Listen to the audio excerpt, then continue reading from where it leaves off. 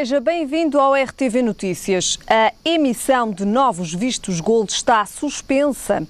A ordem, segundo avança ao Jornal de Notícias, foi dada pelo diretor do Serviço de Estrangeiros e Fronteiras. A lei foi revista depois do escândalo que levou à detenção, entre outros, do antigo diretor do CEF, mas alguns artigos não foram regulamentados. O problema terá sido mesmo criado por uma falha na nova lei.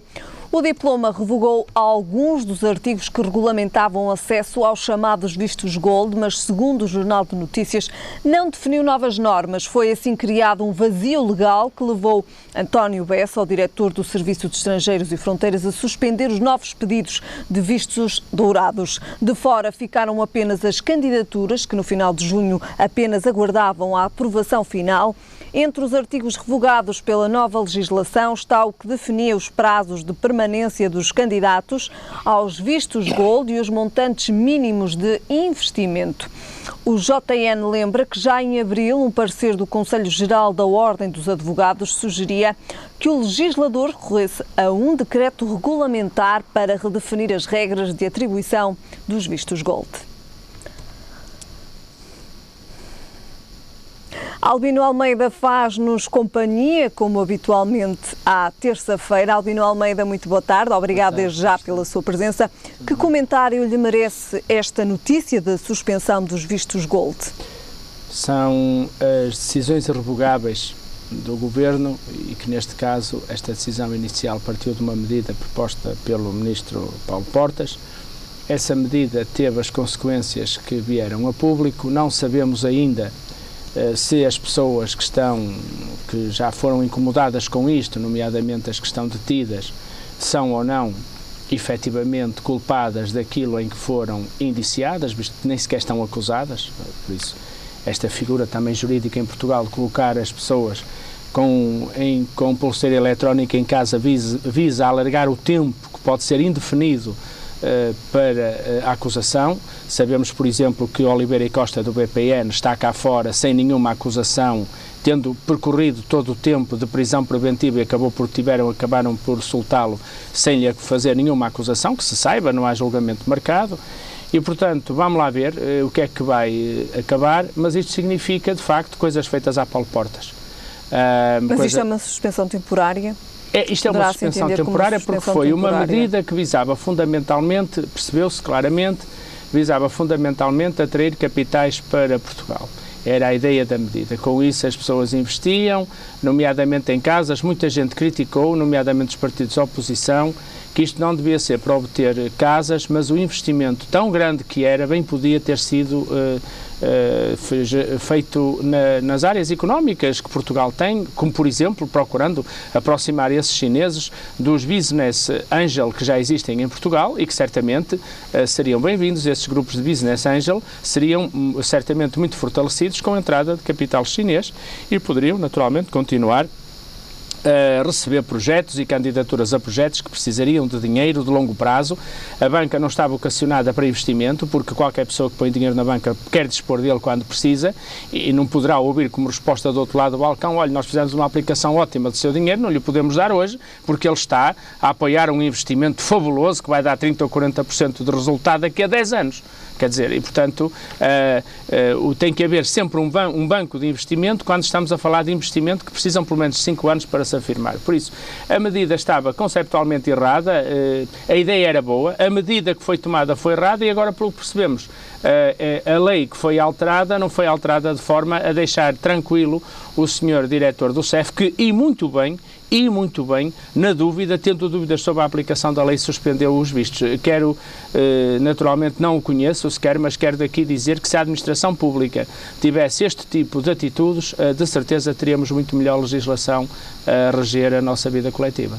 De facto, estes vistos Gold, como há pouco já disse, de facto era uma boa medida para Portugal, podem estender-se a outras áreas? Era uma boa ideia. Não queria que passasse lá para casa a confusão entre uma boa ideia e uma boa medida. Estou bem colocado para dizer que muitas boas ideias não deram excelentes medidas e muito menos políticas apreendidas pelas pessoas. Apreendidas no sentido em que as pessoas se identificaram com elas e fizeram com que fossem perenes.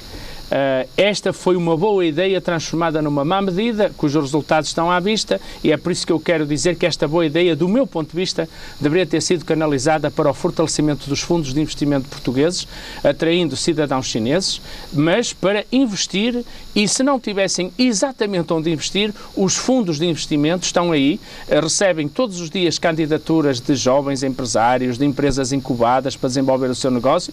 Temos, aliás, em Gaia, na Nova Gaia, uma excelente infraestrutura de incubação de empresas, estão a fazer volumes de negócios consideráveis e as quais certamente se expandiriam muito mais se tivessem capital de risco, capital de investimento. Portanto, foi uma boa ideia e uma má medida, mas isso em Paulo Portas é muito comum. Muito bem. Albino Almeida, falamos agora da Grécia e do acordo a que chegou, então, no domingo. Bom, no domingo concordaram todos, às 6 da manhã, por pressão do Sr. Tusk, do Presidente do Conselho Europeu, concordaram todos em que não sairiam da sala, deixando a Grécia a pairar. Na verdade, é hoje para mim claro que há duas forças que se dividiram ali. Uma, que era a Alemanha, que pretendia de facto, através do Ministro Wolfgang Schäuble, que pretendia de facto a saída da Grécia, avisando dessa maneira países outros, nomeadamente a Itália e a França, que cuidassem de pôr as barbas de molho, porque o vizinho já tinha sido arrumado.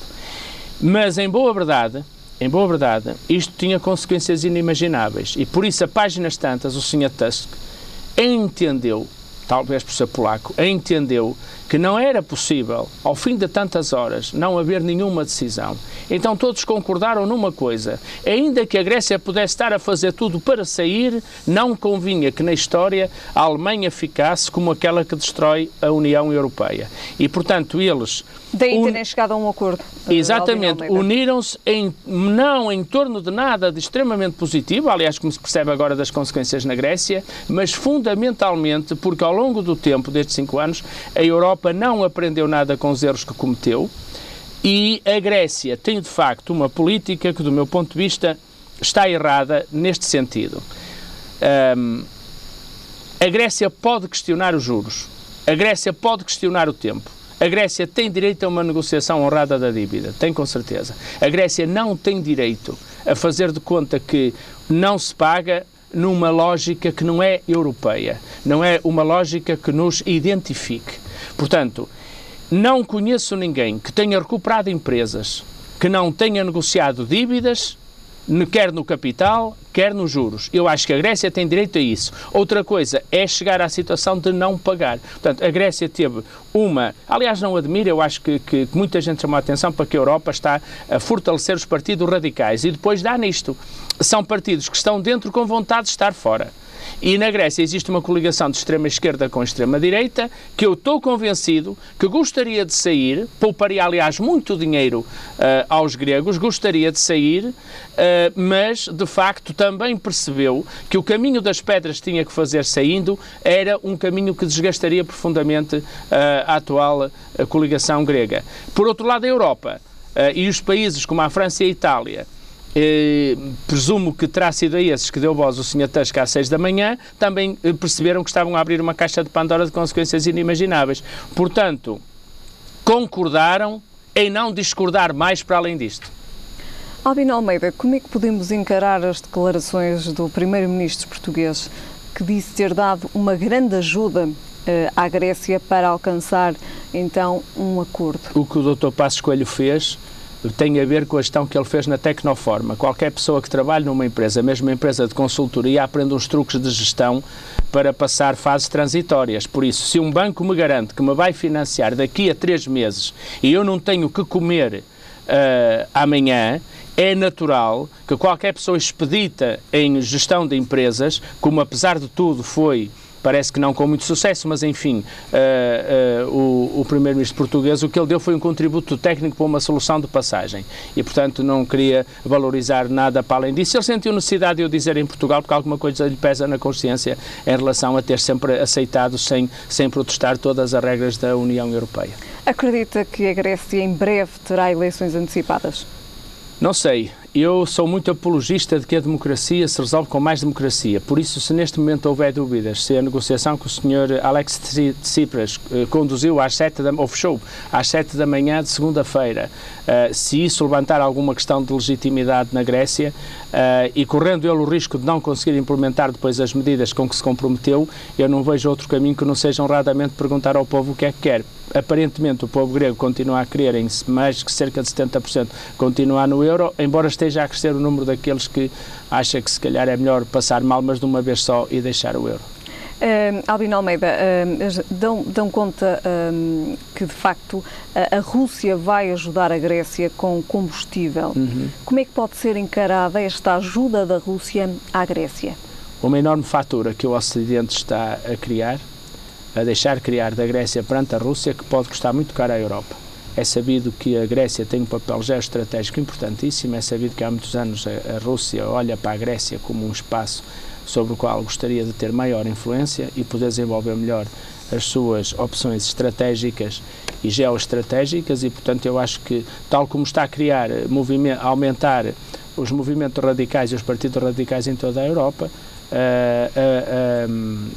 a União Europeia está a contribuir fortemente para que a Grécia crie uma enorme fatura, que ainda para mais não é uma fatura qualquer. A Europa é energeticamente dependente, não é autónoma, como sabe, não é? E pode estar aqui a criar uma grande dependência. Pode estar aqui a criar uma grande dependência em relação à Rússia, que depois faça com que a Rússia tenha que ser chamado a qualquer tipo de programa de intervenção na Grécia e reclama então sim, não os créditos que a Europa tem em matéria de dinheiro, mas em matéria daquilo que é vital, que é a energia para fazer funcionar a própria economia grega. Estamos aqui perante um risco iminente da entrada da Rússia na Europa.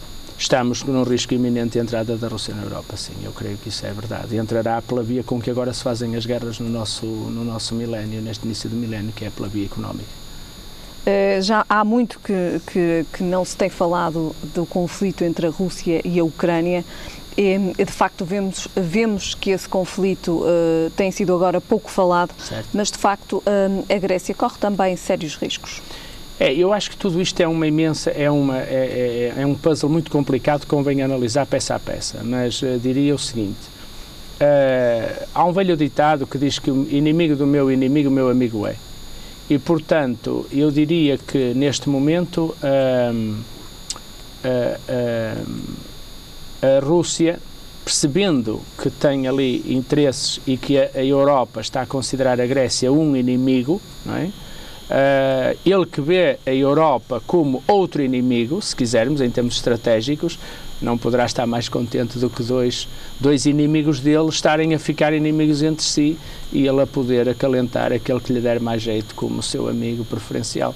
Porque a opção pela Grécia é óbvia, a Grécia tem uma brutal marinha mercante e isso naturalmente tem uma importância geoestratégica muito grande. Aguça os sabores da Rússia. Sim, a Rússia teve sempre uma vocação imperialista e é bom dizer que a única igreja de todas que nunca sofreu nenhum embate depois de criada foi a Igreja Ortodoxa Russa, que é bem o sinal de como a ideia do Império Russo está patente até na forma como a Igreja Ortodoxa se tem afirmado ao longo dos tempos, com toda uma liturgia autónoma, mas forte e profundamente enraizada nos países de leste. Albino Almeida, já analisámos então o acordo da Grécia, analisámos agora também o interesse da Rússia na Grécia, de facto esta ajuda da Rússia à Grécia. Analisamos agora a questão do povo grego. Como é que o povo grego vai encarar este acordo e as medidas e as cedências que a Grécia fez? Vamos lá ver. As consequências para o povo grego? Alguém lembrava há dias que a Grécia, mesmo quando deu novo conhecimento, conseguiu trazer ao mundo novo conhecimento, que criou a democracia, etc., nunca foi perfeita. A Grécia, na democracia grega, não votavam as mulheres e os escravos. E, no entanto, eram essenciais à própria economia grega, como se percebe. Economia, até se quisermos, do ponto de vista daquilo que são também os afetos e a felicidade como parte integrante do produto interno bruto de um país, não é? E, portanto, desse ponto de vista, a Grécia não é perfeita e, portanto, vale a pena dizer que o modelo de democracia grega certamente é originário na Grécia, mas não quer dizer que quem tem as ideias seja quem melhor as desenvolve. Sendo certo que eu não me sinto capacitado, senão para ter um profundo respeito e solidariedade com todos os gregos que estão a sofrer, e que a eles compete, cada um por si, no segredo do voto, decidir sobre aquilo que é melhor em cada momento para o coletivo grego. Eu não sei o que é que o povo vai, neste momento, como é que vai reagir, mas tenho muita esperança que, se a democracia estiver sempre por trás das decisões, a Grécia salvar-se-á, porque, como diria Winston Churchill, a haver algum sistema melhor do que a democracia, que é tão má, ainda não foi inventado. Muito bem. Albino Almeida, da Grécia passamos agora para Portugal e vamos analisar o cenário das eleições legislativas, o cenário atual das eleições legislativas que se aproximam no início de outubro. Como é que podemos analisar este cenário das eleições legislativas, Albino Almeida? A partir da Europa e da Grécia, dizer que a direita aposta no medo. Não num medo, daquele medo que nos faz tremer na rua, mas num medo que é isto. Entre aquilo que eu já conheço, que me fez sofrer, que me deu muita dor, que me tirou rendimento, que me passou da classe média para o limiar da pobreza. Entre isto, que eu já sei o que é, e aquilo que me propõem de diferente, está instilado pelo Governo e um pouco pela comunicação social, desculpe-me esta franqueza, a ideia de que o melhor, sendo o mau, é ficarmos por aqui, é ficarmos com quem estamos. Isto vai ser explorado à saciedade, vai ter aliados absolutamente brutais. Toda a campanha que é feita neste momento pública do Governo está virada, por exemplo, para as instituições sociais e, portanto, significa que se vai tentar passar esta ideia. Pobretes, honrados e alegretes, vamos ficar como estamos, que assim é que estamos bem. E depois há uma alternativa que de facto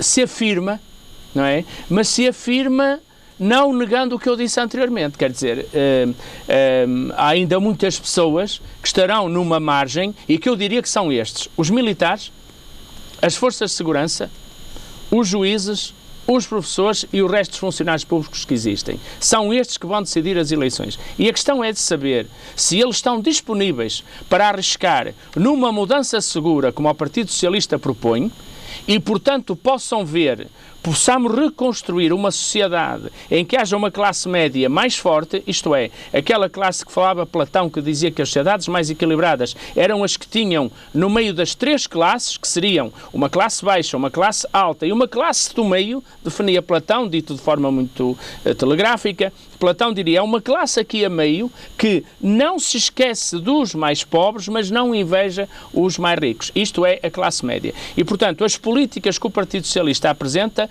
como toda a gente percebe, vão no sentido de tirar o maior número de pessoas possíveis do limiar da pobreza para fortalecer a classe média e equilibrar por esta via a sociedade. E por isso o Partido Socialista não põe em causa o mercado, mas pretende a redistribuição dos resultados do mercado, dentro de um equilíbrio orçamental que, por exemplo, não se compromete a não fazer nenhuma obra pública até 2020, e nós sabemos o que as obras públicas custaram à gestão pública, e aproveito para quem quiser, modestamente, na minha página de Facebook, aceder ao relatório do Tribunal de Contas sobre a Câmara de Gaia, poderá fazê-lo exatamente a partir de hoje, está lá, e poderão ver em 1257 páginas como é que se pode fazer falir um país através de uma autarquia, através de uma região autónoma, quando, como digo, a grande política europeia dá indicações num lado e depois muda no dia a seguir, porque em 2009 a União Europeia é muito responsável por um aumento brutal do investimento público que se verificou em Portugal e que agora estamos todos a ter que pagar. E, portanto, diria que os portugueses vão olhar para estas duas realidades e perceber.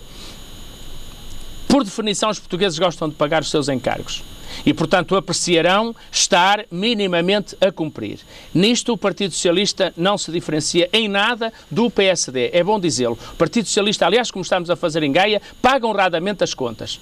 Paga honradamente as contas. E, portanto, desse ponto de vista, não há nada a temer. Depois, há esta mudança em que, através dos apoios sociais, se vai pretender alavancar o desenvolvimento para criar uma classe média forte. E é aqui que, justamente, se vai definir o combate. Vamos perceber todos se aqueles que, apesar de tudo, estes 4 grupos que eu disse, que são, no essencial, funcionários públicos, estão disponíveis para ver chegar junto deles aumentar a classe média e um país que se desenvolve a partir um pouco da procura, altura, de algumas, digamos, de algumas dezenas de euros que podem ficar a mais no bolso das pessoas, através de maior oportunidades de emprego. Vamos ver se a sociedade quer avançar neste sentido ou prefere estar triste, apagada e vil, mas enfim, como está até agora. É esse o grande problema que se coloca às eleições legislativas, nas eleições legislativas. Porque isto tem que ver, peço desculpa, tem que ver com mecanismos psicológicos que vão determinar a decisão das pessoas e menos com evidências de alternativas. Não há... Os programas eleitorais, são verdadeiramente alternativos entre si, PSD e PS, no sentido em que vão por vias diferentes, ambos dão a segurança de serem viáveis para o povo português, mas há um que implica mudar um bocadinho, que é o do Partido Socialista. E esse bocadinho de mudar vai no sentido da nossa tradição europeia. Foi os partidos de centro-esquerda que fizeram a Europa tal como nós a conhecemos, com segurança social, com garantias na velhice, com garantias na saúde e com educação em geral gratuita para todos. Foram países do centro, partidos do centro, digamos, do centro-esquerda e não partidos de extrema-direita ou de esquerda que construíram a Europa que nós temos hoje. Albino Almeida, a questão da maioria absoluta, acredita que algum dos partidos irá conseguir alcançar a maioria absoluta? Se não conseguir, quais é que são as alternativas? Visto hoje, eu acho que a maioria é difícil. Se perceber a forma como os portugueses estão a ser manipulados pelo governo e se desconstruir esta mensagem, eu acredito que a maioria absoluta para o Partido Socialista seja possível. Se não for, só vejo um caminho inicial, visto que o governo que começar nem sequer tem orçamento, que é o caminho de haver um governo que possa fazer passar um programa na Assembleia da República para poder começar a governar, um programa que, enfim, terá que ser um programa transitório também. E, eventualmente, ao longo desse ano que vem aí, começar a estabelecer bases de um acordo mais largo em matérias essenciais de política e logo veremos se esse acordo termina numa coligação ou não, numa coligação formal ou não. O Presidente da República disse que exigia uma maioria absoluta, visto que depois também, posteriormente, em janeiro, haverá eleições para a Presidência da República. O Sr. Presidente da República colocou-se numa posição em que o que ele exige será muito ténue e a ir para além da letra constitucional. O Sr. Presidente da República, que nunca a ultrapassou, foi sempre o Presidente que ficou dentro do espírito da letra da Constituição, será um Presidente que ficará para a história como alguém que quis que além de se ter colado a um governo, deixando de ser o Presidente de todos os portugueses, será agora, digamos, a possibilidade de extensão ilegal de um governo que os portugueses, eventualmente os portugueses, como eu espero, derrotarão nas urnas. Muito bem. Depois então desta análise ao cenário que antecede as legislativas, falamos agora da questão da educação, falamos aqui de dois temas. Primeiro falamos da subida à matemática e depois falamos do mandarim, que então os alunos portugueses irão aprender, que irá então facilitar aqui também as relações com a China. Bom, em primeiro lugar, eu que sou muito crítico do atual Ministério da Educação, deixe-me saudar a posição de parcimónia e reserva em que ontem o próprio Ministro colocou os resultados da matemática. Os resultados devem ser sempre tributados às escolas e aos alunos. Às escolas porque ensinaram e aos alunos porque através deles demonstram que conseguiram aprender. Portanto, a primeira palavra aqui vai para as escolas e para os alunos. É bom ter boas notícias da educação e seria uma verdadeira bizarria eu não o dizer aqui. Depois, como disse, revoltar à questão que o próprio Ministério da Educação pôs, exigindo uma análise aturada dos exames e das provas que determinaram estes resultados.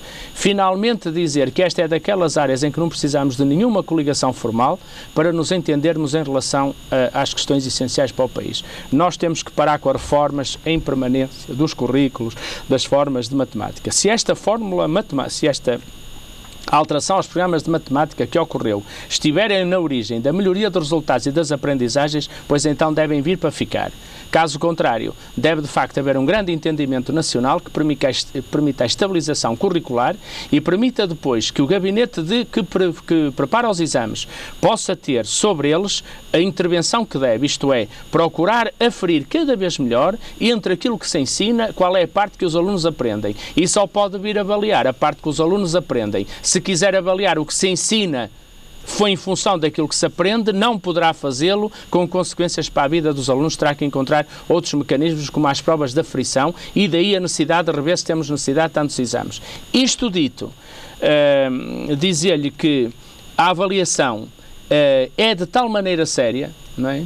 E de tal maneira o Sr. Ministro deve ter aprendido na última semana com os ingleses que teve esta prudência toda nos resultados. É que os ingleses vieram dizer-nos que os nossos alunos do 9º ano, quando fazem o exame do 9º ano, não sabem mais do que um menino que na Inglaterra frequentou os primeiros 4 anos de inglês. E por isso isto devia nos fazer meditar sobre tanto que as escolas ensinam, neste caso, em inglês, para depois virem os ingleses dizer, afinal de contas, isso equivale, o que os alunos efetivamente aprendem equivale a muito pouco. E, portanto, esta é a reflexão que temos que fazer. Temos que saber o que é que os alunos devem mesmo aprender e esforçar-nos para que aprendam mesmo o que é suposto deverem aprender e finalmente, distinguir claramente que aquilo que se prescreve seja ensinado, muitas vezes pode não corresponder já àquilo que pode ser aprendido. E esse esforço não é só pelos exames que se mede, mede-se com provas intermédias, com aquilo a que eu chamei provas de aferição, que este governo, aliás, quis acabar e transformou em exames de fim de ciclo, e, portanto, há todo um caminho a refazer, mas, como digo, esta é uma área que necessitava de um grande consenso nacional, sem necessidade de coligações, mas no sentido do caminho, porque ele até, Nuno Crato, teve um consenso nacional. Foi alargar a escolaridade obrigatória após 12 anos, criar várias vias de a atingir e de a concretizar e, por consequência, isso teve um grande entendimento com diferentes políticas entre todos os ministros depois de 25 de Abril, tendo começado, quiçá, com o próprio Veiga Simão. É uma história que é preciso aprofundar. Quanto ao mandarim que me falou, eu acho que tem tudo a ver com aquilo que for o grande desígnio geoestratégico de Portugal. Se nós temos os chineses a vir para cá nas condições em que vêm, pelos vistos agora suspensas, se nós temos a participação de tantas empresas chinesas no capital das nossas empresas, é perfeitamente admissível que nós tenhamos portugueses que queiram falar o mandarim e possam também eles deslocar-se para a China, levando muita da nossa riqueza. Desde logo, temos-lo feito em Gaia, artesanato, coisas que os chineses gostariam de ter na China, que podem ser desenvolvidas por portugueses na China e para as quais a barreira da língua não pode ser a razão e por isso acho muito bem que o mandarim se institua nas nossas escolas como uma alavanca para as pessoas poderem chegar à China também e a abertura entender, de novos mercados. Fundamentalmente, numa lógica estratégica. Isto não pode ser só de mercado, porque o mercado amanhã acaba, mudam as regras e acabou. Não, tem que ser numa lógica estratégica. Portugal tem que definir 2 grandes eixos estratégicos. Saber o que é que vai fazer com a África, 3, aliás. O que é que vai fazer com a África, porque tem lá a CPLP, o que é que vai fazer com a Europa, onde está nas aflições que nós vemos, e depois, se quer ou não, olhar para o outro lado do mundo e ter lá um parceiro estratégico, como pode ser a China. E eu, certamente, estarei disponível e muito de acordo em que Portugal tenha 3 visões para uma estratégia nacional de afirmação de um país aberto e tão pequeno como o nosso no mundo. Muito bem. Obrigado, Albino Almeida. Voltamos a ver-nos na próxima semana. Muito obrigado. E agora sim, então, falamos da nota de matemática nos exames nacionais, a nota de matemática A, que volta então a terreno positivo. É um dos melhores resultados de sempre em 20 anos de exames nacionais. A subida à matemática não significa que os alunos saibam mais, alertam contudo os docentes. A portuguesa, um exame obrigatório para todos os estudantes do 12º ano. A média dos alunos internos mantém-se positiva, não se confirmando assim os receios transmitidos pela Presidente da Associação dos Professores de Português.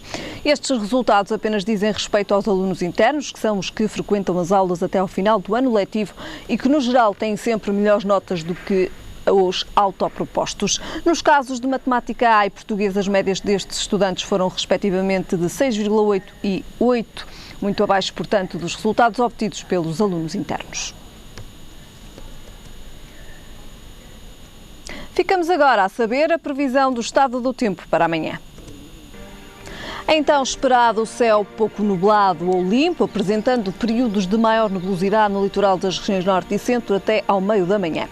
Quanto a temperaturas, o Porto espera uma mínima de 17 graus e uma máxima de 22. Em Lisboa, a mínima será de 18 graus e a máxima de 28. E em Faro, a mínima será de 23 graus e a máxima de 32. É tudo por agora. Já sabem, a informação está de regresso mais logo. Até lá, fique bem.